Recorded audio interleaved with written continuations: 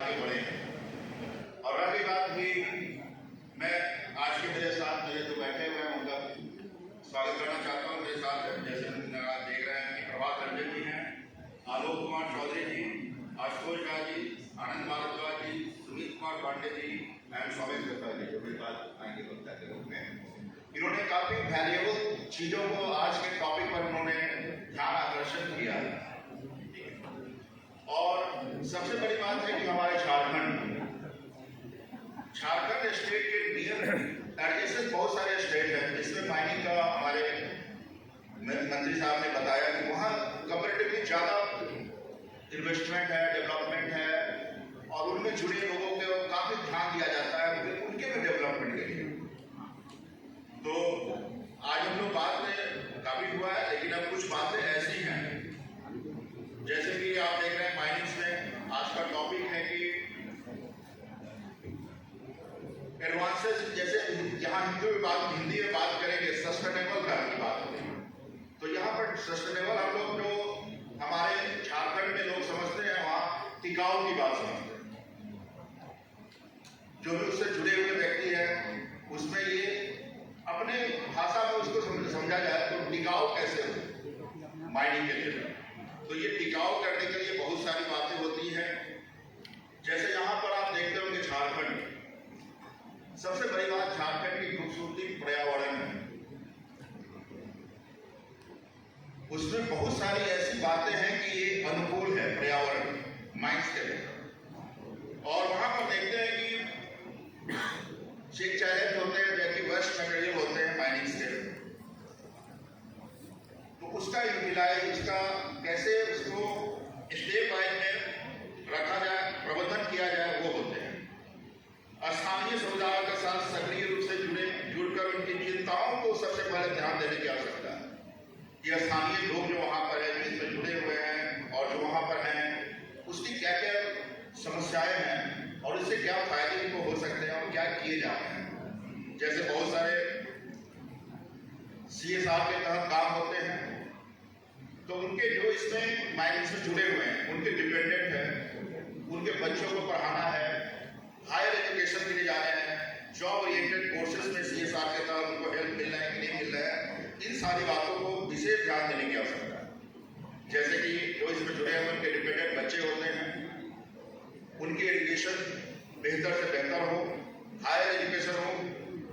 जैसे जनरल लोग वहाँ के होते हैं कि मेडिकल के बच्चे जाते हैं, मेडिकल में जाते हैं, इंजीनियरिंग में आते हैं, IAS अफसर की तैयारी करते हैं, बैंकिंग SSC गवर्नमेंट जॉब में जाते हैं, तो उनके बच्चों को एश्योर करना पड़ेगा, व्यवस्था करने की आवश्यकता है कि वो भी हायर जा सकते हैं, जॉब की ओर जा सकते हैं, जिससे कि उनका लगाव उसमें अच्छे से बना रहेगा जो उस कार्यक्रम में जुड़े हो और अपने आप को वो सिक्योर समझेंगे।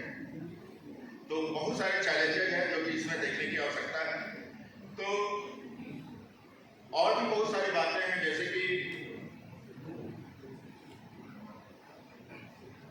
भूमि ग्रहण, जल की दक्षता बहुत और जैसे खुला संवाद होना चाहिए, सामुदायिक सहभागिता भी होनी चाहिए, खुले संवाद होने चाहिए स्थानीय लोगों के बीच में, तभी जाके ये टिकाऊ और सस्टेनेबल की बातें और अक्सर आगे बढ़ सकती है।